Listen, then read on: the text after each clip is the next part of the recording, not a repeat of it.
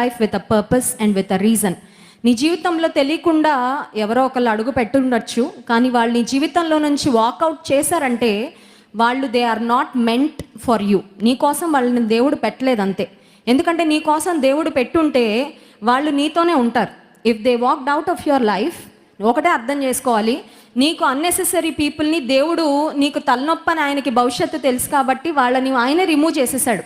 ఆ ప్రాసెస్ కొంచెం పెయిన్ఫుల్గా ఉంటుంది. ఎందుకంటే డేటింగో లేకపోతే ఫ్రెండ్షిప్పో లేకపోతే రిలేషన్షిప్లోకి వెళ్ళిన తర్వాత ఒక 2 చెక్క ముక్కలు అతికించేసాం అనుకోండి, ఫెవికాల్ వేసి, వాటిని విడదీయాలంటే చాలా కష్టంగా ఉంటుంది. ప్రాసెస్ చాలా ఇబ్బందిగా ఉంటుంది, టైం తీసుకుంటుంది.